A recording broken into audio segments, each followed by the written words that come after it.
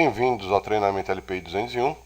Esta aula é uma aula gravada sem a presença de alunos, né? Então a gente vai ter as duas formas aí, por solicitação aí dos próprios alunos até.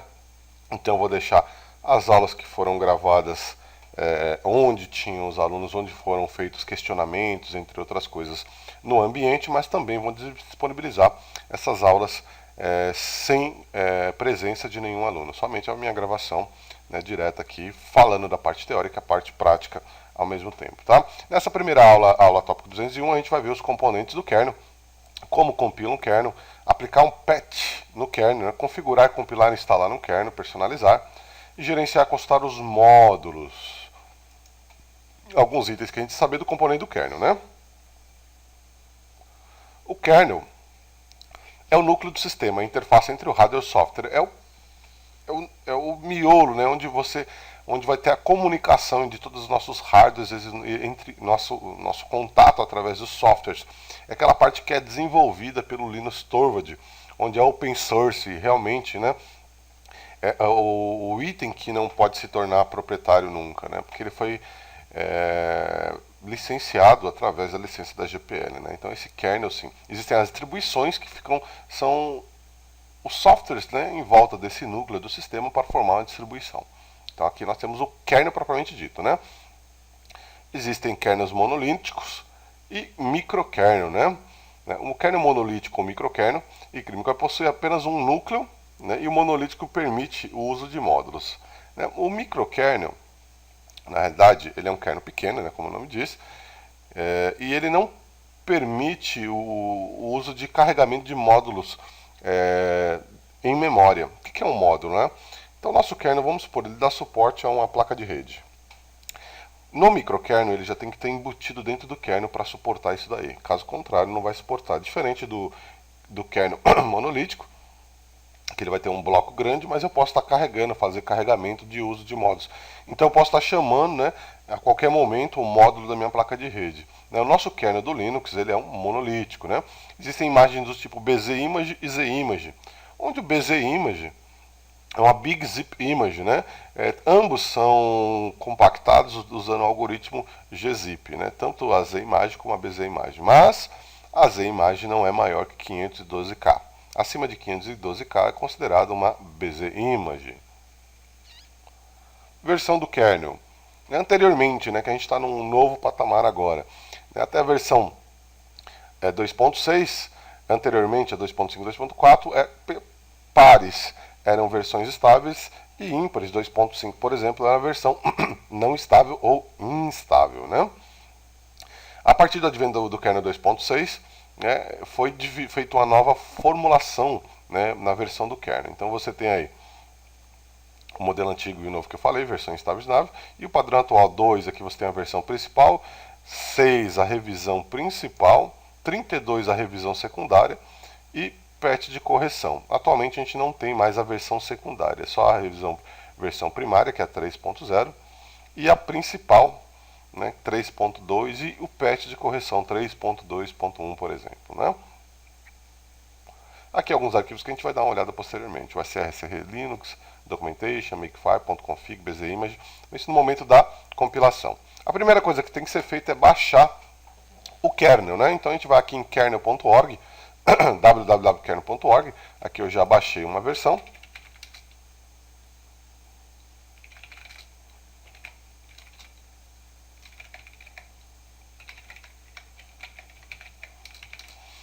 Então temos aqui a versão Linux 3.16.1. Eu não sei se eu devia baixar essa, para falar a verdade. Acho que eu vou baixar outra, porque eu tenho que baixar alguns patches também. E a versão 3.16.1 é a mais nova, né? Então eu não vou ter patch. Então eu vou baixar aqui em Linux, kernel, versão 3. Vou baixar a versão 3.6. Aqui são os patches, né? 3.15.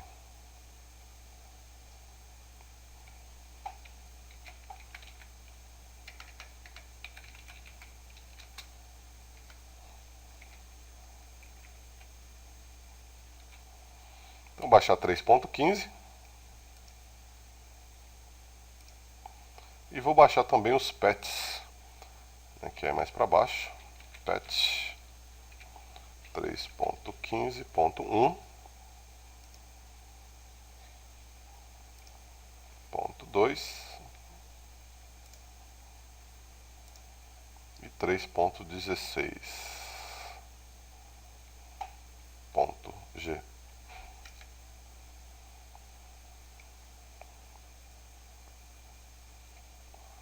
Aqui.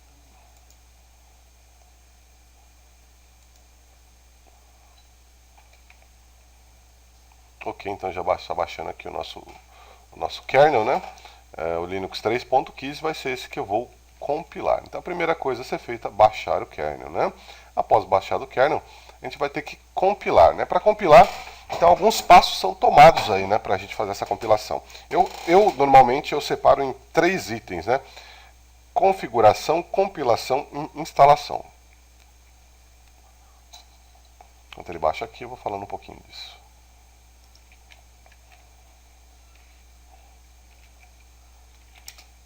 Então, a primeira coisa, configuração.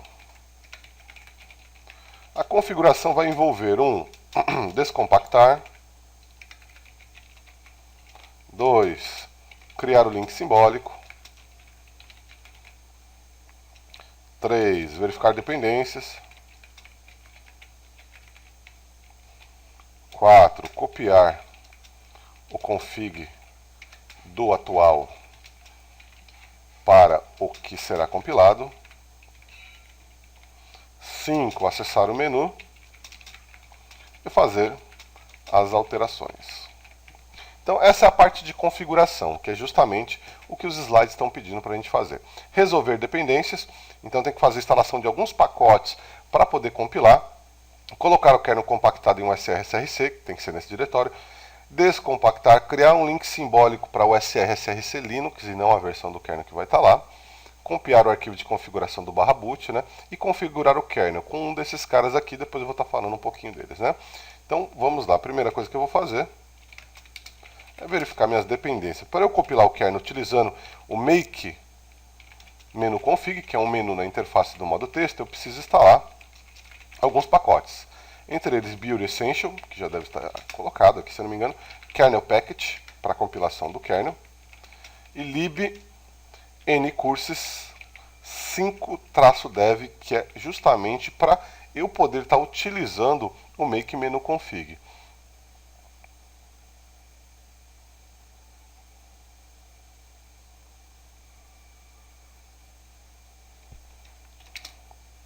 Aqui ele já está baixando. Enquanto isso, eu vou fazer a segunda parte, que é o que? Copiar. Já terminou. Eu já tinha baixado o Build Essential para o curso de Shell Script. Então é um pacote, um metapacote na realidade, né? Onde vem vários pacotes de instalação, Make, GCC, G++, né, para a plataforma Red Hat. Aí você tem o Develop Tools, que é a mesma coisa também aqui do Build Essential. Vou copiar, vou mover na realidade, né? O SRSRC. Não. Home Debian. Status. Downloads. Linux, tal.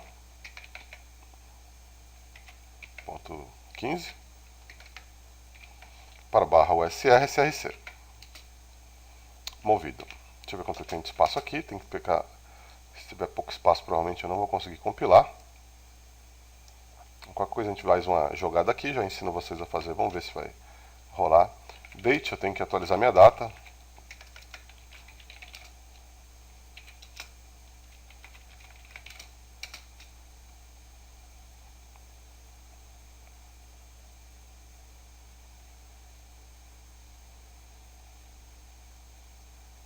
Atualizou. Vou lá em USR-SRC e descompactar aqui, né? O Linux. Como ele é um pouco grande, né? Ele é um processo um pouquinho demorado.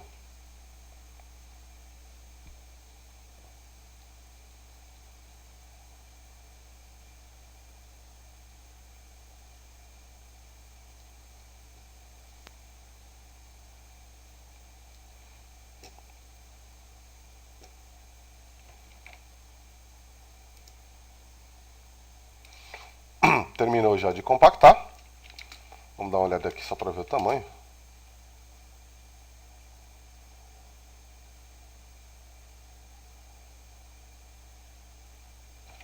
mais fácil dar um df, né? Tem 1 GB aqui pelo menos já que ele utilizou, né? Vamos ver se a gente consegue compilar com isso. Próximo passo, criar o link simbólico, né? Dentro de USR-SRC eu tenho que criar esse Linux, de Linux 3.3 para Linux, né? Porque todos os meus arquivos de configuração fazem referência para esse cara, né? USR-SRC Linux. Aqui dentro de Linux agora a gente tem nossa pasta de compilação. O arquivo de configuração é o .config, que não existe nesse momento. O arquivo de configuração do meu kernel, ou seja, o que eu quero fazer com esse kernel, o que eu quero compilar, o que eu não quero compilar. A gente consegue visualizar a versão do kernel que eu vou compilar utilizando aqui o make file. As primeiras 4 linhas me trazem informação do kernel que eu quero compilar. 3.15.7.0 Subversion, Pet Level Subversion, Extra Version, que normalmente a gente coloca aqui como se fosse personalizar, um nome que vai ser gerado o meu kernel propriamente dito.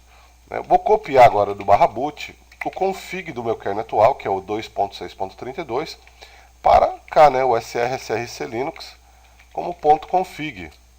Então agora eu já tenho meu .config. Vamos ver aqui se ele está suportando, por exemplo, 4 GB de RAM.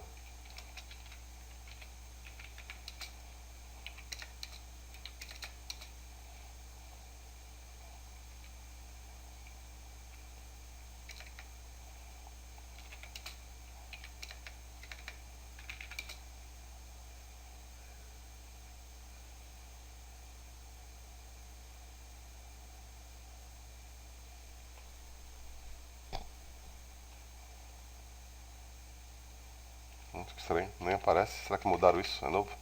High Memory. Não está aparecendo não. Bom, enfim. Aqui você vai ter vários yes ou no, y ou não, para validar o que você quer para ele. Então, no momento de compilar, ele compilar o seu kernel propriamente dito, Então, eu já chamei aqui o .config e o próximo passo é alterar o que eu quero de fato, Vamos dar um menos aqui, diminuir, porque senão ele reclama do tamanho, Então, agora eu vou dar um make menu config. Daqui a pouco eu falo dos outros menus, tá? Então aqui ele vai abrir um menu de configuração onde eu vou poder configurar o que eu quero de fato dentro do meu kernel.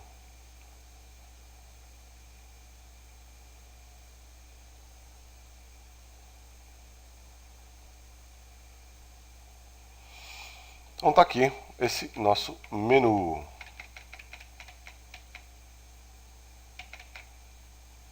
Então existem outros métodos de configuração através de menu também, que seria o make config, o make xconfig. O make config ele vai é interativo, ele vai estar perguntando para você o que você quer ou não habilitar.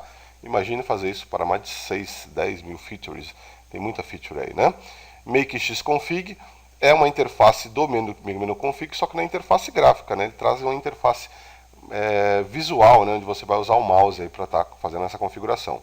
Made gconfig é do Gnome, ou de config ele usa o config atual, e o clone ele vai fazer um clone do config que já está lá no /boot, Ele vai clonar essa configuração.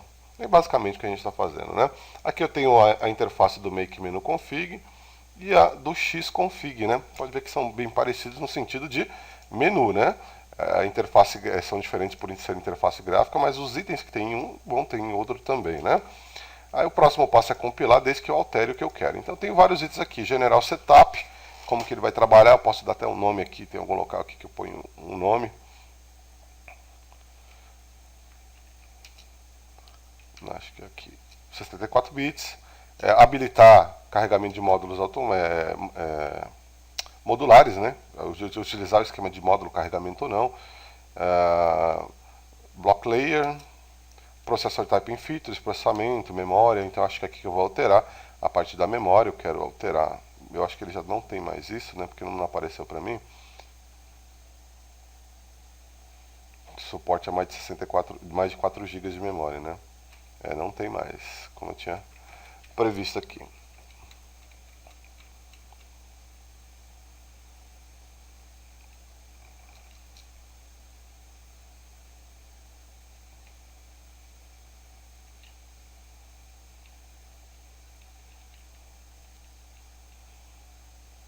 Então já não está mais limitado a 4 GB de RAM. Isso é legal.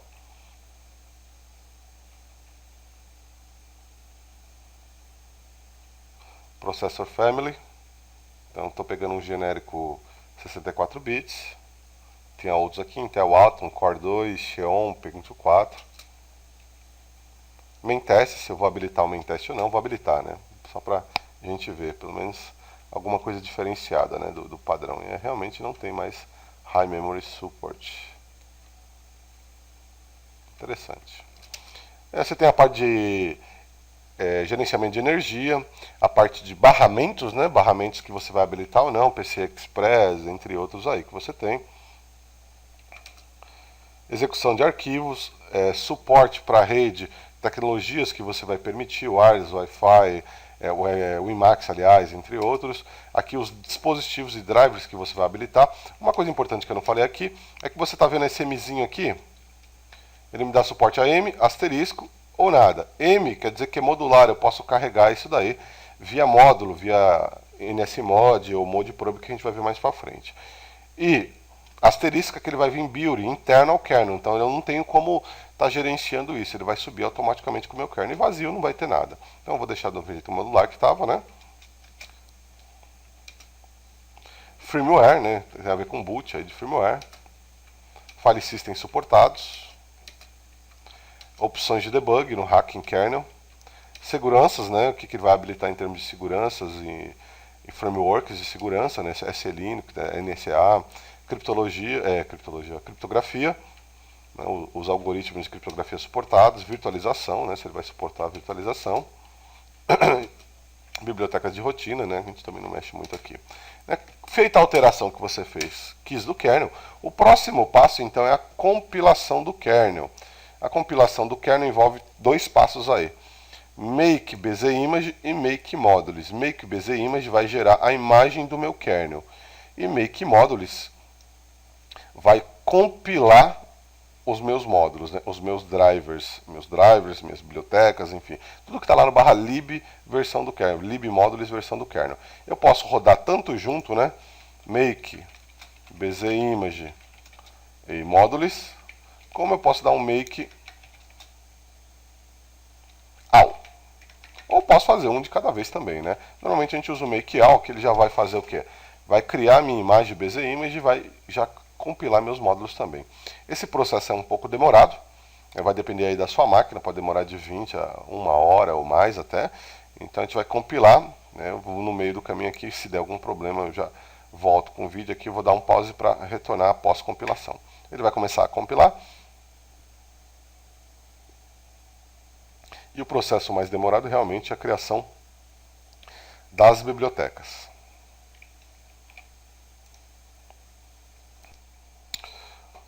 Bom, uma vez compilado o kernel, né, a gente vem para a segunda parte, que é a instalação desse kernel.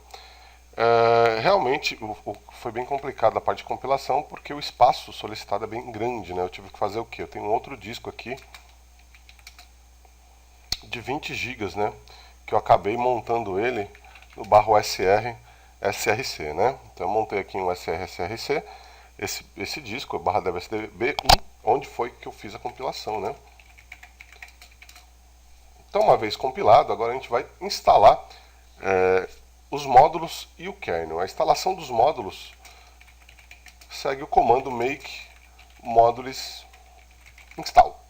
Ele vai estar fazendo o que de fato, né? Ele vai estar copiando todas as bibliotecas que foram compiladas para dentro de /lib modules e versão do kernel que você está compilando, né? Vou dar uma olhada aqui no...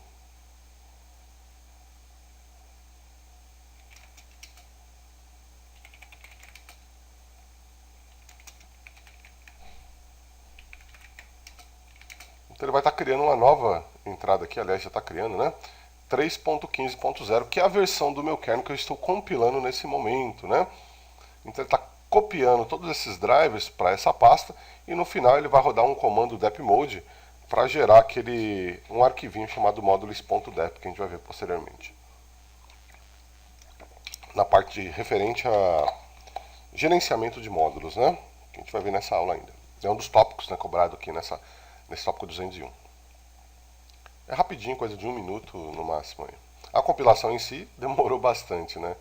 Eu tive que deixar um dia para o outro aí para compilar, porque essa máquina está com pouca memória RAM, acabou demorando um pouco mais do que eu esperava. Mas de qualquer forma, vocês já sabem que de qualquer forma é demorado, né?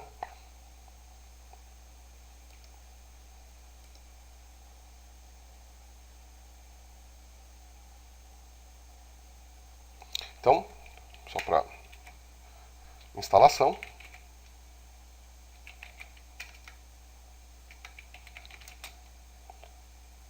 compreende a instalação dos módulos, instalação do kernel,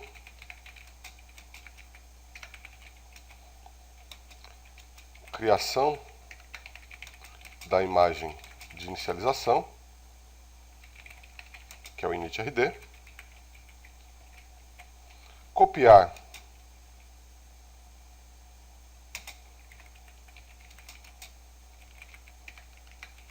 o ponto config para o boot, e aí fechamos a instalação. O próximo passo é a configuração dessa instalação, né?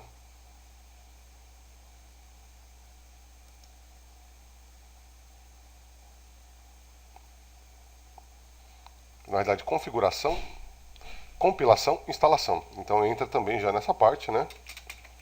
Configurar o gerenciador de boot. Seja ele o Lilo ou o Grub, né? Normalmente o Grub que é o padrão que a prova cobra.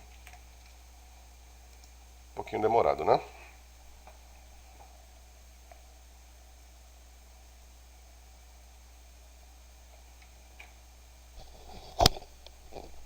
E aqui ele já está gerando o dep-mode, né? Aquele comandinho para gerar um arquivo de referência para os meus módulos.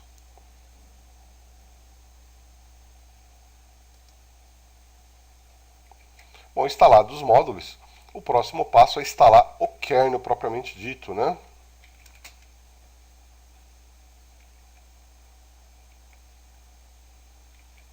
Está um pouquinho lento aqui que ele está gerando esse arquivo.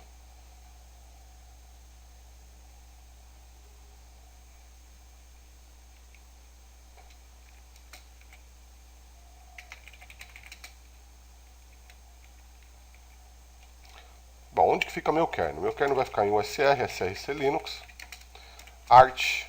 Aí vai depender da plataforma. Eu acho que ele compilou para i386, né? Vamos dar uma olhada, né? x86-64.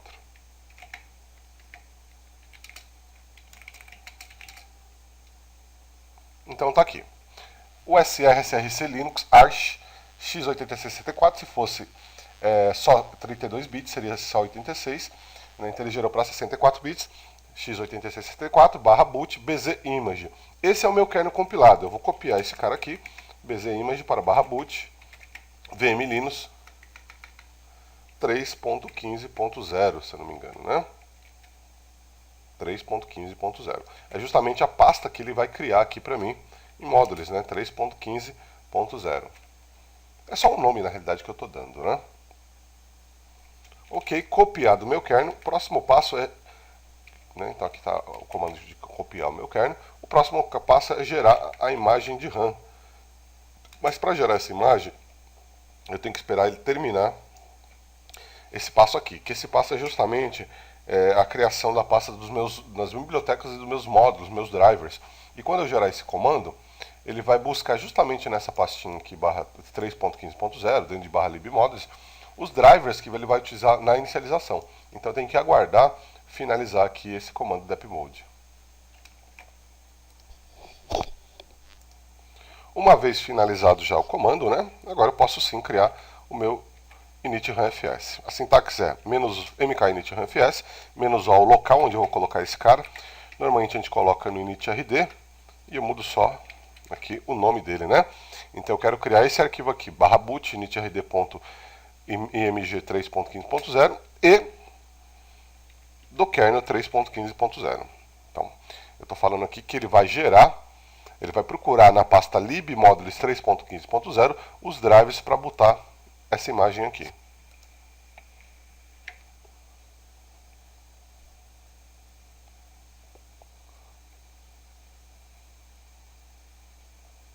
grep.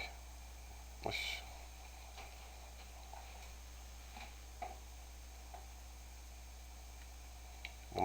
aqui.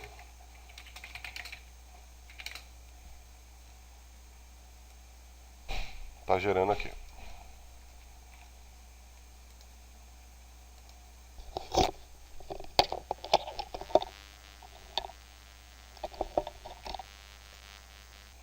Ok, uma vez criado esse arquivo de configuração, resta para a gente agora configurar a inicialização. Aqui eu tenho 3 exemplos de inicialização, usando o menu LST, o lilo.conf, o lilo antigo, né? E o menu Grub 2, né? O Grub 1 e o Grub 2. Vamos começar com o lilo, que é o mais antigo. É bem simples, né? Na realidade. Vou ver se dá para ampliar aqui. Exibição. Zoom. 100%. Então tá aqui. Título. O título que eu quero que apareça no boot. Onde está a minha partição de boot. Se a gente olhar o nosso caso aqui, vamos dar uma olhada. Maquete/etc fsw.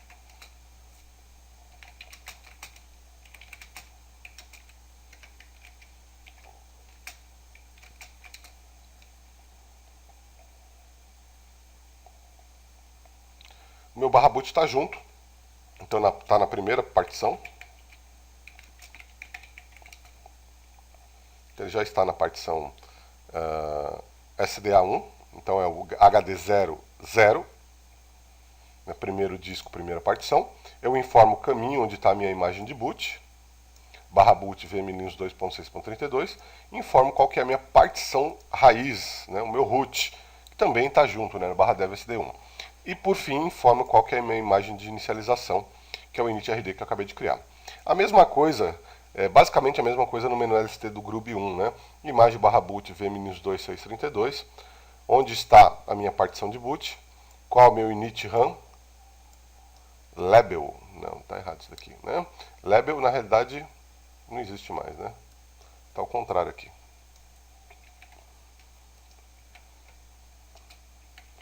Shitou e label.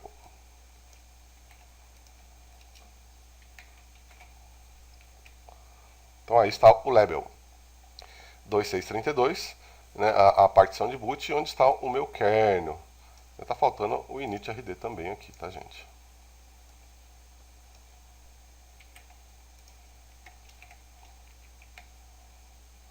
E esse read only é no meu image. Ok, agora certinho. E por fim aqui, já estava aqui, que está em maiúsculo. E por fim aqui uma entrada do menu entry no Grub 2, né? Então o root novamente, partição disco 1, partição 2. Aqui muda, né? Não começa no 0 a partição, começa no 1. 1, 2, segunda partição. Aqui é o título, né? Aqui alguns itens que ele vai buscar, no caso do flop, né? Nem no é do flop, né? Do file system, né? Que ele vai ter que procurar. O meu kernel, ele informa aqui já não a partição, mas o UID dessa partição. E minha imagem de RAM também. Então é isso que a gente tem que configurar nesse momento. Eu não sei se a gente está com o Grub 1 ou Grub 2. Deixa eu ver, boot, Grub.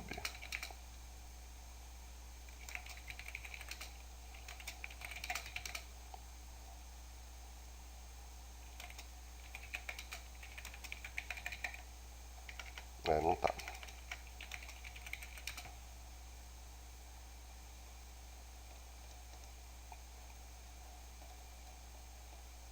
Então ele está no barra etc grub, né? Então aqui estão minhas entradas, né? Normalmente eu coloco nessa 10 aqui, Linux, né? Eu faço essa entrada aqui, mas eu tenho um comandinho que faz isso pra gente, que é o update grub 2. Ele vai procurar por imagens de inicialização e vai estar criando essa entrada automaticamente para mim. É importante que eu não altere o grub CFG, que ele é gerado automaticamente. Então ele achou aqui a imagem do boot 3.15, achou a inicialização, agora basta dar um restart aqui no meu Linux.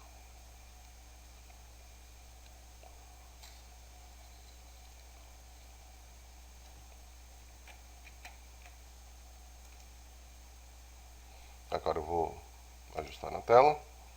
Vamos falar um pouquinho de patch, né? Deixa eu dar um restart que a gente vai aplicar patches, né, no nosso kernel.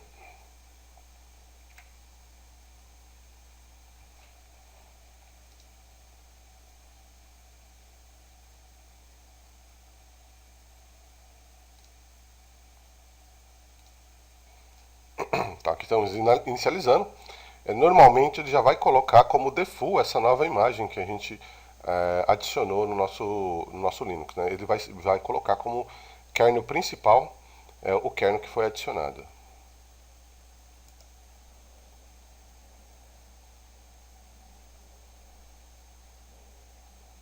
Então tá lá, já deixou como default 3.15.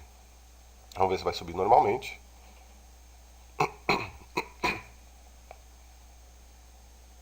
Aqui ele está carregando o init.rd.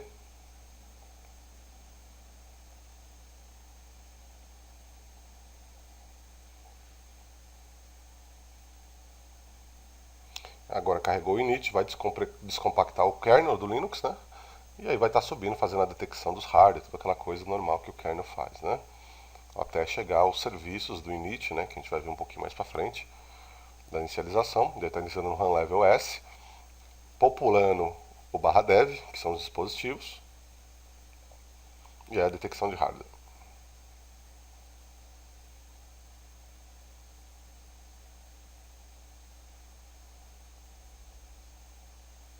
Subindo as interfaces de rede.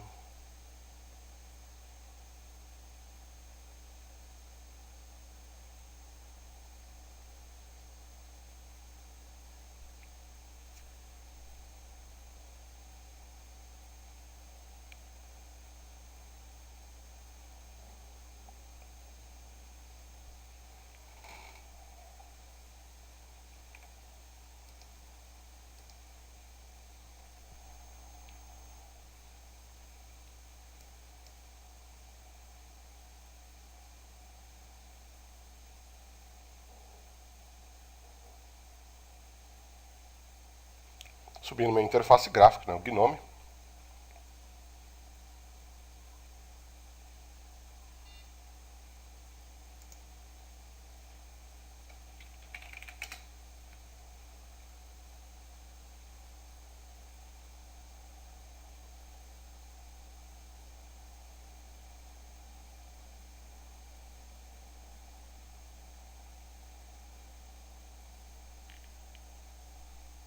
Bom, e aí está o procedimento, né, de compilação de kernel. Então já estamos aqui com o kernel novo 3.15.0. Então agora a gente vai ver um pouquinho patch de inicialização. É patch de... Bom, o que é um patch? O patch, na realidade, é um pedaço de código, né? São as atualizações que foram feitas, normalmente quando eu falo de patch de kernel, né? São as atualizações que foram feitas normalmente de um mês para outro, né? Dando suporte a novos devices, dispositivos, ou consertando problemas, né? Debugando problemas anteriores, né? Consertando falhas de segurança, entre outras coisas, né? Então o patch, na realidade, só é aquele pedaço que você vai aplicar o kernel, né? Você já tem o kernel atual e não precisa baixar o kernel novo, né? 3.15.1, em vez de você baixar o 3.15.1 kernel inteiro, você baixa só o patch de correção, né, desse kernel. Por que aplicar? São várias questões que você pode estar utilizando para aplicar um patch, né? A primeira delas é a segurança. Então foi corrigido algum problema que vinha no kernel anterior.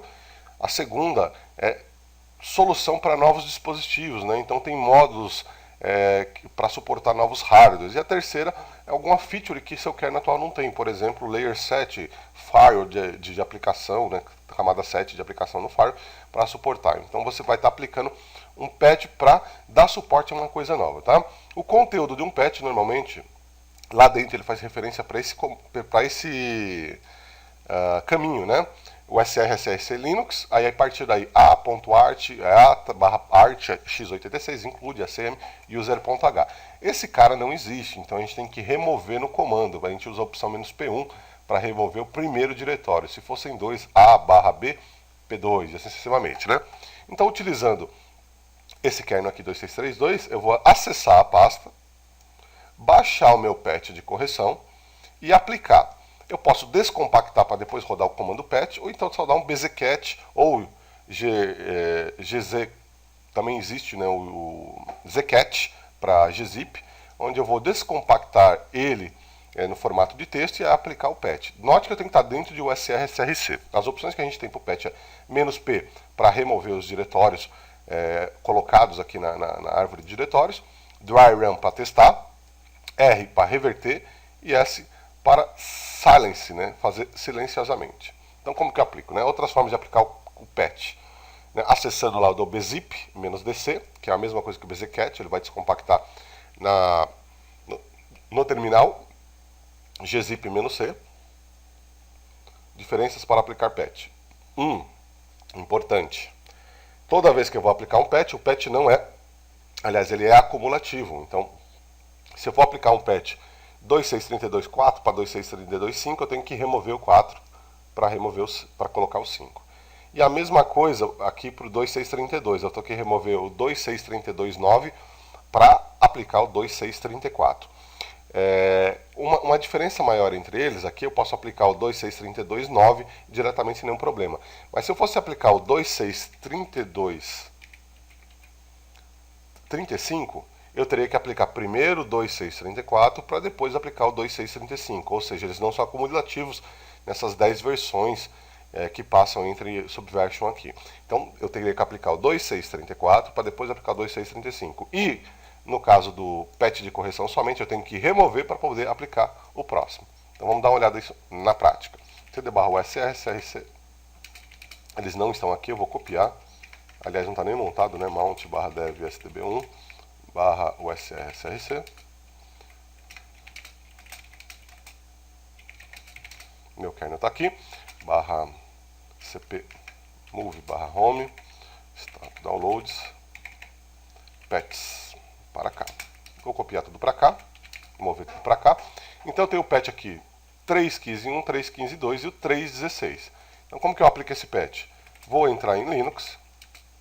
E eles estão todos com gzip, né? Então eu vou usar o zcat para esse patch. O primeiro patch que eu vou aplicar é o 3.15.1, né?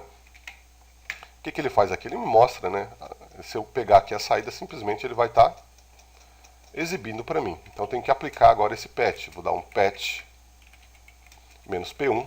Se eu fizer assim, ele já está aplicando para mim. Mas eu vou rodar o dry run, né, que é um teste. Né? Primeiro eu vou testar se esse patch vai ser aplicado corretamente para depois aplicar. Então aqui não teve nenhum problema, ele aplicou normalmente. Se eu usar a opção "-s", ele só vai para a próxima linha. Então aqui eu posso aplicar o patch. Apliquei o patch. Então eu já posso ver que aqui na minha versão de kernel não é mais 3.15.0, e sim 3.15.1. Então já está com o patch aplicado. Agora seria todo o procedimento novamente. Compilar o kernel, make alm ou make bzimage, make models, instalar, criar a imagem de RAM, todo aquele procedimento que a gente fez quase agora. Bom, eu vou aplicar um segundo patch, que é o 3.2. Lembra que eu havia falado, né? Eu tenho que remover um para colocar o outro. Então ele já vai começar me dando erros do iRun. Olha lá, já começou a reclamar, né? Daqui ele está reclamando, ele assumiu que tem um patch já aplicado, então você quer assumir esse risco ou reverter, no caso, -R para reverter, sim ou não, eu vou sair. O que a gente vai fazer? A gente vai reverter o anterior. Para reverter eu uso -R, novamente eu vou dar o dry run para ver se ele vai reverter normalmente, né? Beleza, então reverto. Reverti, e agora eu vou aplicar o patch do 2. Aplicou sem nenhum problema, né? Então, no teste, né? Agora eu vou aplicar de verdade. Apliquei o patch e agora eu posso dar um cat, um head aqui no -4. Vou ver que a versão 3.15.2 já está aplicada ao meu kernel. Tá legal? Então conseguimos aplicar o kernel. Agora eu vou aplicar o kernel do 3.6.16. Novamente eu vou usar o que? O -dry run, né? Para não ter problema. Olha lá, novamente ele está reclamando. Então eu tenho que fazer o quê? Eu tenho que reverter o patch anterior. Reverti. E agora eu aplico o 3.16.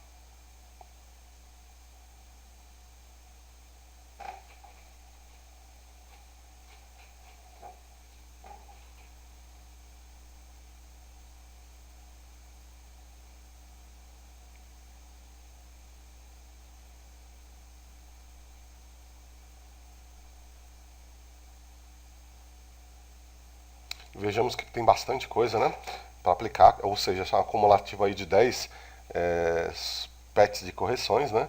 Então tem muita coisa para ele aplicar. Bom, vou parar por aqui, não deu erro nenhum até agora, e vou aplicar de fato.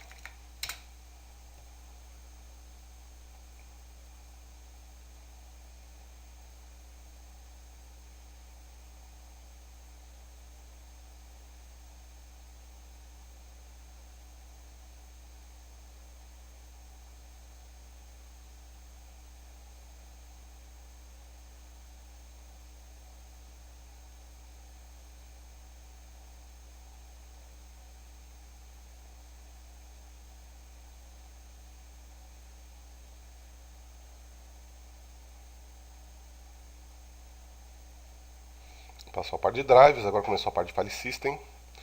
Note que tem bastante, realmente houve muitas alterações durante a evolução do kernel, né? Então é interessante realmente a gente, na medida do possível, estar deixando o nosso kernel atualizado. Lógico, né? Se uma coisa está funcionando há algum tempo e não tem nenhum problema e não tem motivo para tal, né, compilar esse kernel, normalmente a gente não mexe também.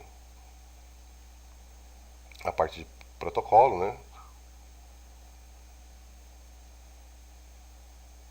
Segurança, novamente drivers, né?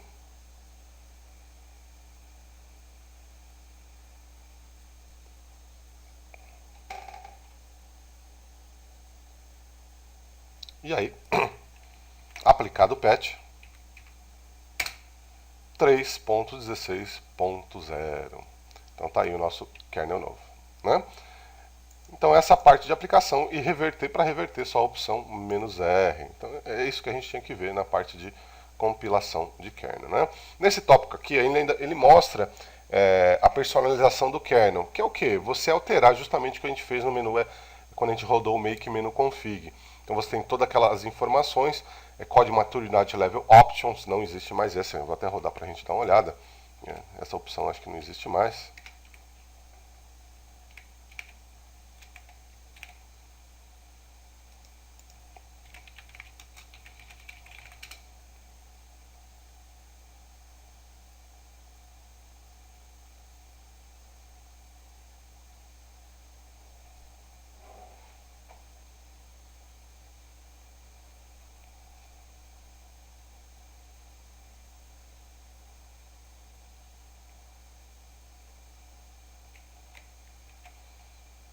General Setup, configurações, eu vou falar um pouquinho dos menus que a gente tem, né?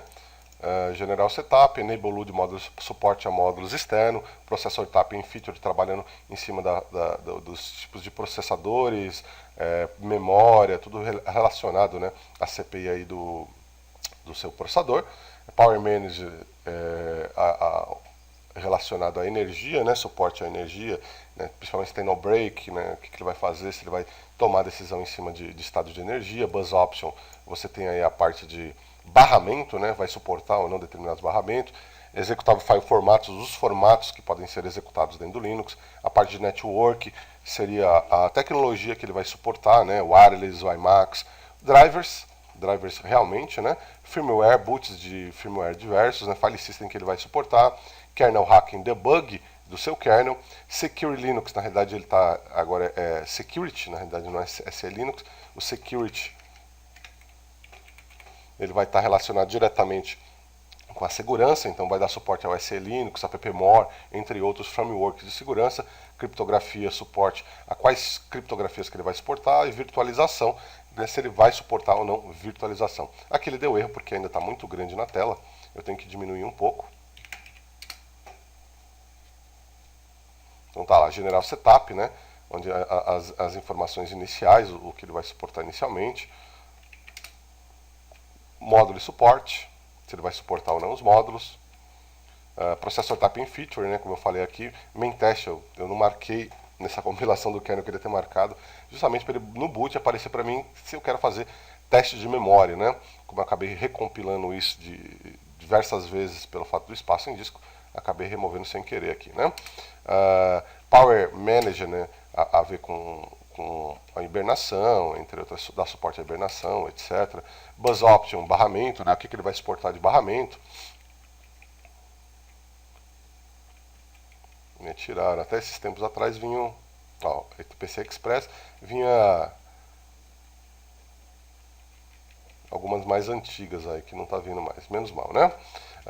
Execução de formatos, né, 32 bits, 64 bits, Network Support, se ele vai suportar, por exemplo, o Ares, o IMAX,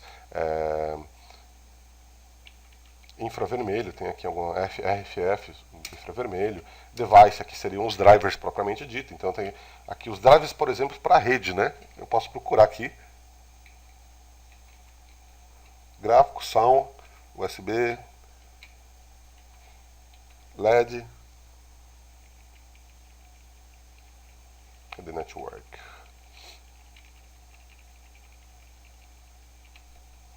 Deixa eu achar ele aqui.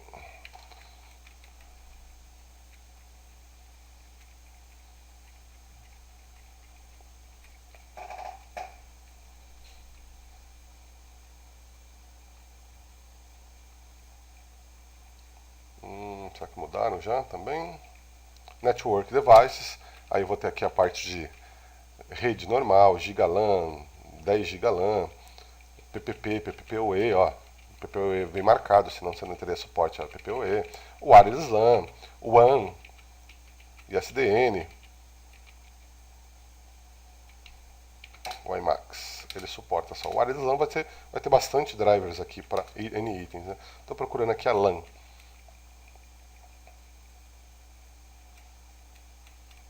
Ethernet, a Ethernet aqui a gente vai ter, né, vários itens. Por exemplo, Calxeda, nem conheço essa marca aí, 1 GB, 10 GB, né? Ela não está marcada. Se ela não tiver marcada, com modular pelo menos, você não vai suportar mesmo que você tenha o driver, tá? Entre outros aqui, firmware device, como eu havia dito, né? Boot de firmware, a SCSI, por exemplo, né? Você pode estar botando, acessando remotamente um firmware. File System, suporte a File System específica, ST4, ST3, JFS, RISA-FS. Kernel Hacking, que é debug, né? Security Options, né? Os caras que eu vou suportar aqui, ó, SE Linux, appmore, ó, não está suportando appmore, que é um item bastante importante aí, principalmente quem vai fazer a LPI 303, que é de segurança, né? Cai essa parte de appmore. Criptografia, virtualização, rotinas de biblioteca, né? Então são os itens aí que tem nessa personalização do kernel para você alterar. Você também pode estar alterando aqui, né? Como a gente viu, ele altera automaticamente, mas eu poderia fazer, na hora de compilar meu kernel, eu poderia estar colocando aqui, ó, extra version status. Então vai ser o kernel 3.16.0.status. Ele vai fazer isso automaticamente. Se eu não me engano, aqui no menu também tem essa possibilidade. Deixa eu ver.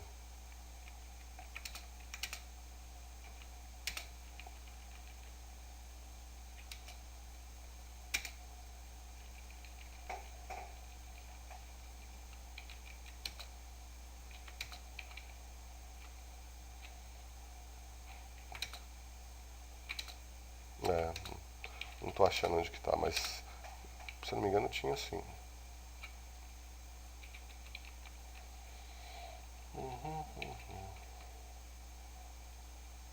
Embedded System, que legal. Enfim, né? Bom, você pode fazer também manualmente, como eu mostrei agora, alterando diretamente essa extra version. Então, quando eu vou compilar esse cara, né, na hora que eu der o name "-r", ele aparecer aqui 3.15.0.status, né? Então, estou fazendo uma configuração personalizada. General Setup, processo Setup Infinite, High Memory, isso já que eu mostrei para vocês. Ele não tem mais os High Memories. Né? Também falei para vocês o que ele aceita, né? A aceitação de marcação, por exemplo, o parênteses aceita só o X, o colchete aceita o asterisco, né? E esse cara aqui, maior e menor, aceita tanto o asterisco como o M, que é modular, o Beauty, né? Vamos dar uma olhada aqui novamente. Ver se ainda é válido, né? Porque isso aqui já é um pouco antigo quando eu fiz essas transparências. Então esse cara aqui ele diz que só aceita Beauty. Então vamos ver. Não aceita outro, né? Verdade.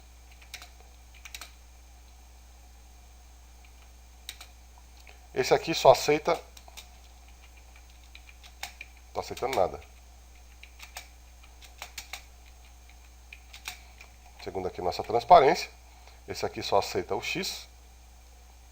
A marcação, né? Procede ou não. Esse aqui aceita só o Beauty. Fiz aqui um X.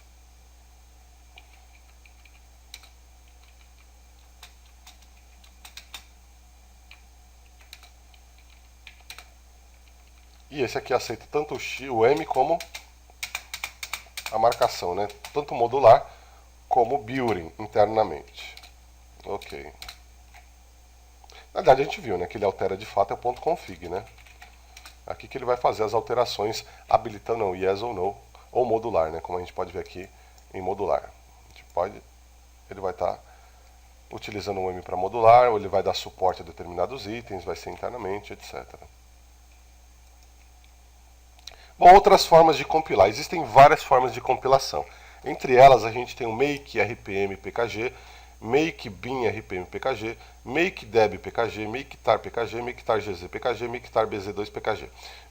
Como são esses caras? O make rpm pkg, ele vai criar, ao final da compilação, um pacote rpm. E esse pacote RPM pode ser instalado em outras máquinas, sem ter necessidade de compilar do zero, né? Porque ele já está feito, supondo que é o mesmo hardware, ele vai estar criando já esse RPM pronto para você colocar em outras máquinas. Um simples RPM-IVH já estaria instalando para você, né? Binários RPM, então além do kernel, ele vai trazer o código-fonte do kernel, né? Alguns softwares necessitam do código-fonte do kernel para serem compilados. Então, nesse caso, ele traz os dois, tanto o kernel como o código-fonte. Deb RPM, Deb DPKG, ele também já vai trazer para você. Aí, na hora de você rodar o Deb DPKG, você informa para ele se você quer também que traga o código-fonte ou somente a compilação de um pacote Deb. Ao final do processo de compilação, ele vai criar um pacote .deb e aí você dá um dpkg-i para instalar. A mesma coisa com esse .tar, ele vai criar um tar pronto para você, né, fazer a compilação. Na realidade, ele termina a compilação e cria esses arquivinhos .tar, compactado tar gz e compactado tar bz2. Né? Então você tem outras possibilidades de estar compilando o kernel também. Gerenciamento de módulos. Deixa eu ver quanto tempo a gente tem. Gerenciamento de módulos, acho que dá para a gente começar a brincar. O gerenciamento de módulos começa com na verdade, os nossos módulos eles ficam no /lib módulos, né? Esse cara que foi criado automaticamente com a versão do kernel 3.15.0. E quando eu instalei, dei o meu módulos install, ele criou para mim, né, essa pasta onde está. Eu posso consultar o kernel instalado através, a gente já viu, né, o name-r, ou através do proxys kernel. É importante isso daqui para a prova, tá, gente? O S-Level. Não sei se ainda tem o S-Release.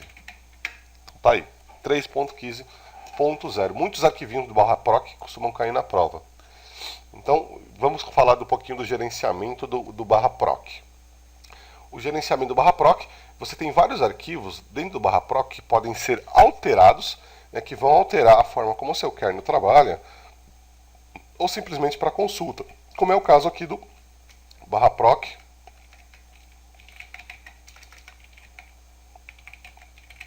hostname. Então, ele é utilizado aqui mais para consulta, não para alteração. Então, alteração, aqui no Red Hat, no Debian, a gente usa o arquivo etc hostname para alterar. E outros podem ser alterados dentro do /proc, né? Temos vários arquivos. ACCT, Domain Name, Ctrl+Del, Panic, shmal, shmmax, hostname. Então, o que são esses caras? Eu vou falar de alguns desses caras aqui. O ACCT, account, né, ele vai te trazer informações sobre contabilidade, na realidade. Ele vai monitorar, de fato. Proxies, kernel, ACCT. Então, na realidade, ele fica de olho. Ele trabalha em conjunto com software de contabilidade. Tem lá no meu blog, se vocês quiserem, um dos primeiros posts que eu fiz é justamente para monitorar comandos de usuário, né? Então ele cria um histórico realmente de cada usuário, o que ele faz, né? Então ele account, na realidade, né? Não é contabilidade, é account. Então ele vai monitorar, né, as contas de usuários. Mas tem um problema, né? Quando você usa o account policy, ele enche muito o disco com log, porque são muitas informações e muitos comandos. Então entra aqui em ação esse cara. Esse cara faz o quê? Se tiver 4% disponível de disco, ele starta automaticamente. Se tiver 2% ou menos, ele vai parar o serviço de account, ou seja, ele vai parar de logar. Isso ele verifica a cada 30 segundos. Então, essa é a informação que ele tem. Se tiver 4%, ele starta, então quer dizer, tem espaço em disco, ele pode estar gravando essas informações. Se tiver menos 2% ou menos, ele vai parar, porque realmente o disco já está cheio, e vai fazer isso a cada 30 segundos. Temos outros aqui, domain name, cat/proc syskernel domain name, não está sem nenhum domínio. Contra alt del, o que ele vai fazer o contra alt del? Ele vai interpretar o seu contra alt del. Se você tiver marcado como 0, ele vai mandar para um processo, né? O contra alt del ele vai fazer, se tiver 0, ele vai mandar para o init. E o init, por sua vez, vai verificar o que está no init tab. Se a gente vier aqui no init tab, o contra alt del ele vai dar um shutdown.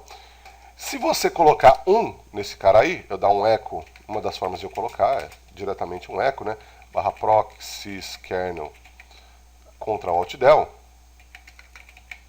Eu não vou colocar, mas se eu colocar automaticamente, se eu digitar contra alt del aqui na minha interface, ele vai mandar para BIOS.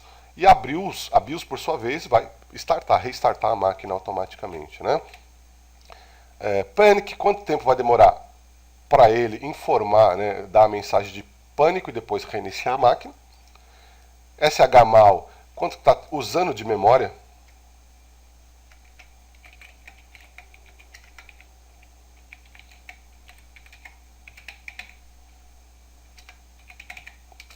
Né?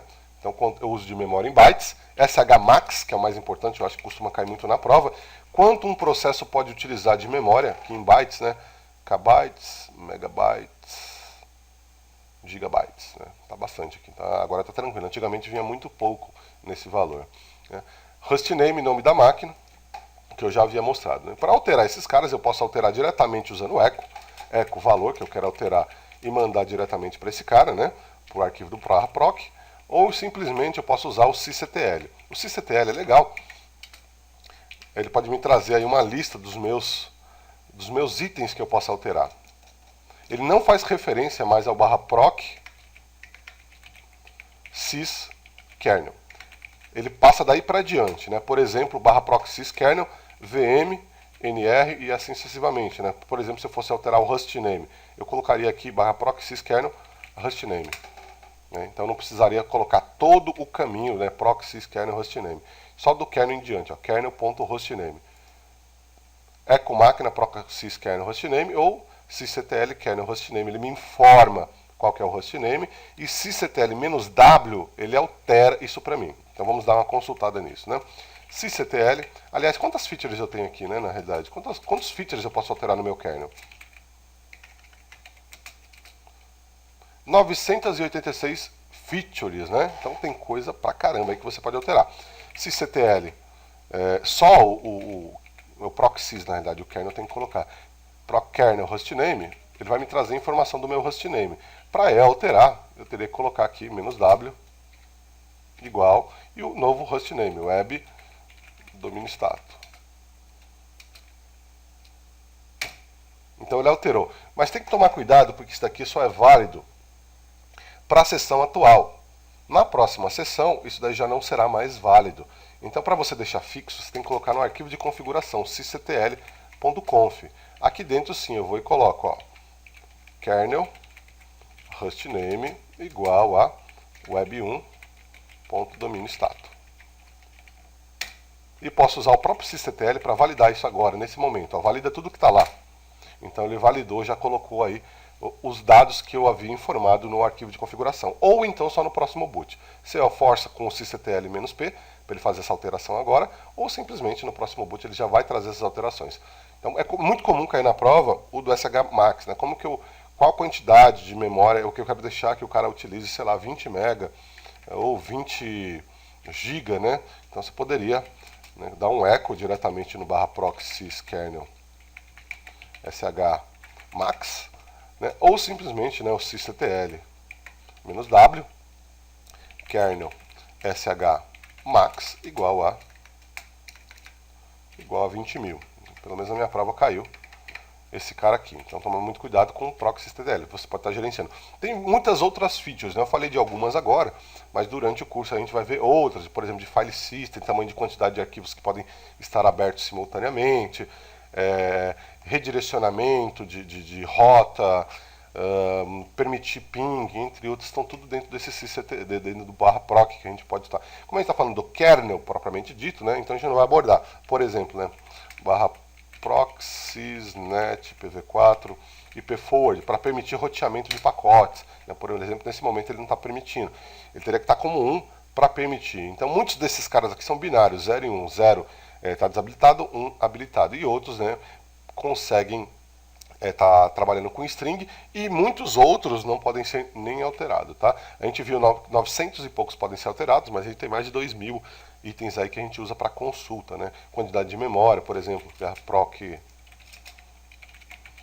main info, CPU info, que me trazem informações do estado da minha máquina, de memória, uso CPU, qual CPU que eu estou utilizando nesse momento, entre outros aí, ok? Bom, gerenciamento de módulos, né? A aula já está dando quanto? 1 hora. Dá tempo da gente falar um pouquinho. Os módulos, eles são gerenciados aqui no /lib. Né? Na verdade, eles estão instalados aqui no /lib módulos. Né? Nessa versão aqui 3.15. Então, esses módulos são carregados na inicialização. Né? Então, ele detecta esse hardware, né? Se esse hardware for ativado, está ativado, ele já vai carregar esses módulos para a gente. A gente tem alguns comandos de gerenciamento de módulo, não sei se ele fala aqui, são esses aqui, lsmod, modinf, nsmod, rmmod e modeprobe. Aqui ele fala da versão do kernel, então dentro do kernel que eu estou atual agora, por exemplo, 3.15.0, eu tenho alguns arquivos, né? Modules.dev, um dos mais importantes, modules.deb e o modules.deb.bin, daqui a pouco eu vou falar disso, né? E o restante dos módulos realmente de fato estão aqui em kernel, por exemplo, file system, fs, fetch, e aqui eu tenho meu kernel, por exemplo, pro fetch e pro vfetch, né? Então o que a gente tem que ver é que eu posso carregar e descarregar automaticamente esses módulos, né? Utilizando aí os comandos lsmod, nsmod, rmmod, modeprobe e modinfo. Através desses caras eu consigo gerenciar. O primeiro comando que a gente vai ver é o lsmod. O lsmod ele me lista os meus módulos que estão carregados em memória nesse momento. Então ele tem uma primeira coluna que são os módulos carregados, a segunda coluna aqui é o tamanho do meu módulo e a terceira coluna se está sendo usado. E se for usado por um outro módulo, ele vai me informar quem que é o módulo que está sendo utilizado. Então isso me traz o nome, tamanho, está sendo usado e por quem, né? Então esse módulo está sendo usado por esse módulo. Ou seja, a gente já vê que tem uma dependência, né? Eu estou vendo esses módulos, mas eu não sei o que ele faz. O que eu posso utilizar para visualizar informações desse módulo, né? O modinfo. O modinfo vai trazer informações sobre determinados módulos. Por exemplo, eu queria ver esse ISOFS. O que é o ISOFS? O ISOFS ele está localizado em /lib modules 3.15 kernel fs isofs isofs.ko. É licenciado sobre a GPL. Ele tem um apelido chamado alias ISO 9660, que a gente chama inclusive em linha de comando. Ele tem outro apelido também chamado FS ISO. Não tem dependência, isso é importante, porque na hora que eu for carregar esse módulo, eu não preciso verificar as dependências, carregar um para depois carregar o outro. Tem a versão dele aqui e não tem parâmetros adicionais. Por exemplo, o CD-ROM. O CD-ROM ele permite parâmetros adicionais. Então, na hora de eu subir o meu módulo, eu posso falar, eu não quero lockdoor, travamento da bandeja. Por padrão vem habilitado com 1. Eu não quero, é 0. Então você auto-close, auto-eject, você pode estar mudando esses parâmetros no momento que você subir o módulo. Ou você pode deixar fixo também isso através do modeprobe.conf, né? Por exemplo, eu quero que seja carregado, toda vez que for carregado o CD-ROM, eu quero que ele seja carregado já com lockdoor igual a 0. Então eu colocaria no arquivo de configuração alias CD-ROM lockdoor igual a 0. Onde eu colocaria isso, né? Você pode colocar em vários arquivos, né?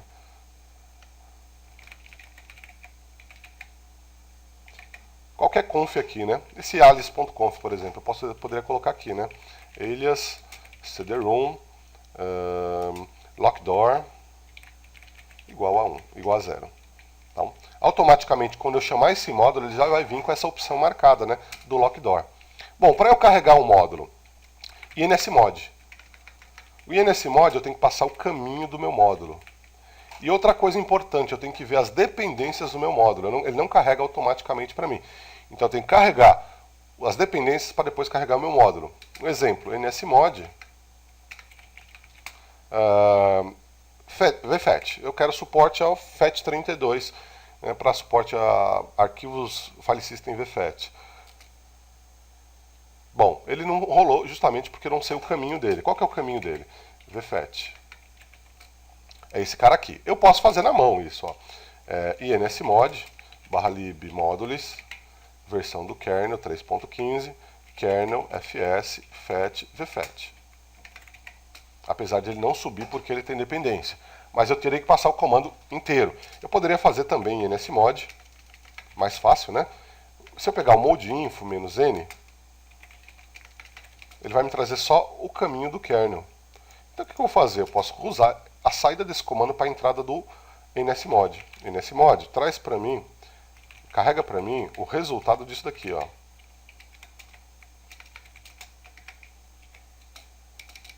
Então, em vez de eu passar o caminho completo na mão, eu passo via cifrão entre parênteses. Outra forma também é utilizar o crase, que traz também a mesma coisa, o resultado do comando para mim.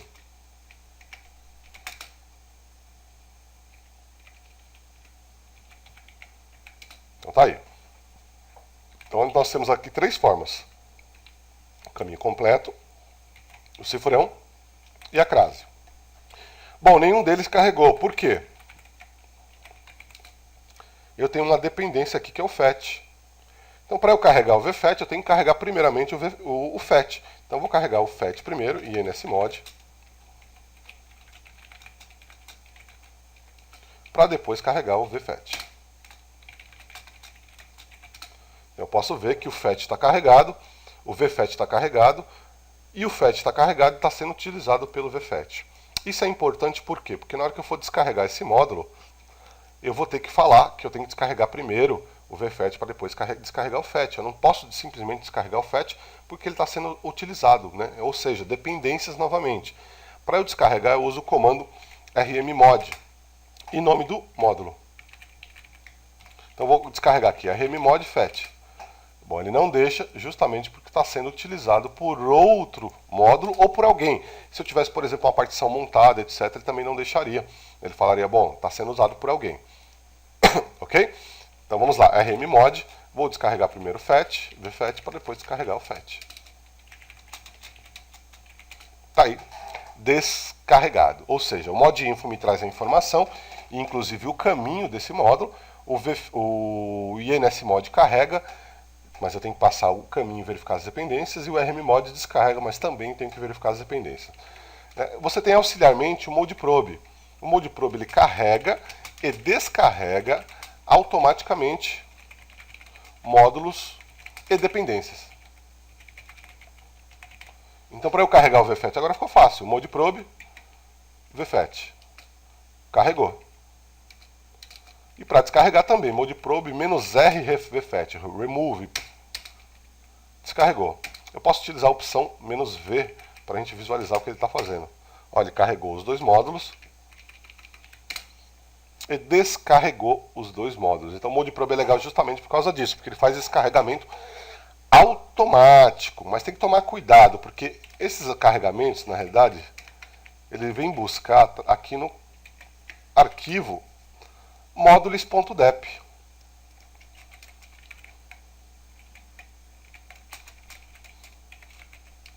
Então, quando você dá o modeprobe, justamente ele vem aqui no modules.dep, verifica aqui o caminho, né, kernel fs vfet vfet, verifica as dependências.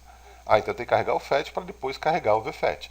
Então ele só vai funcionar se esses caras existirem, os dois aqui, modules.dep e modules.dep.din. Se por acaso eles sumirem,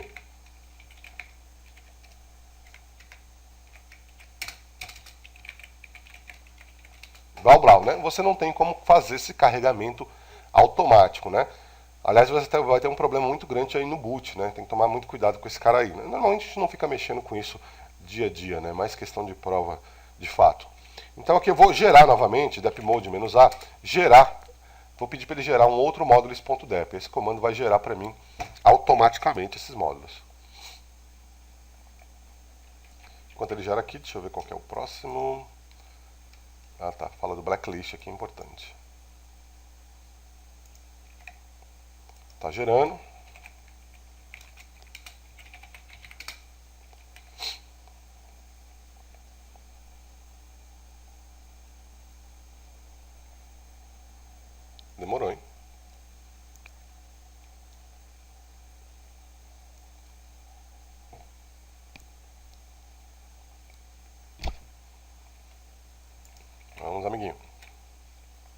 enquanto ele compila, ele gera para mim esses módulos, vou falar um pouquinho do modeprobe.d. Aqui no modeprobe, eu tenho os arquivos que são carregados, as informações de carregamento de módulo, como eu tenho também o blacklist.conf. Blacklist é quando eu não quero que um módulo seja carregado na inicialização. Então aqui ele já gerou para mim o modules.dep, ok? Então eu poderia fazer agora modeprobe vfet, sem nenhum problema.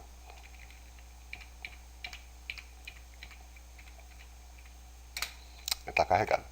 Então aqui no blacklist, vamos supor que esse cara é carregado automaticamente. Eu não quero carregar ele, né? Eu não quero que ele seja carregado automaticamente. Então eu venho aqui no blacklist. Não precisa ser necessariamente nesse arquivo, né? Qualquer arquivo que tem .conf aqui dentro, né? Ele vai estar lendo, né? Então eu tenho blacklist.conf, mas eu poderia fazer um outro arquivo.conf. Blacklist vfet.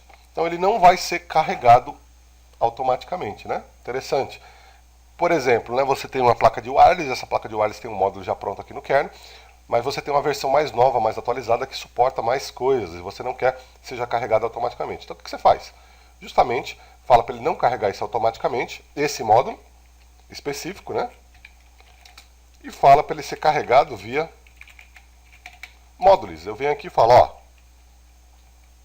carrega para mim o vfet. Então ele vai estar carregando automaticamente o vfet para você, ok?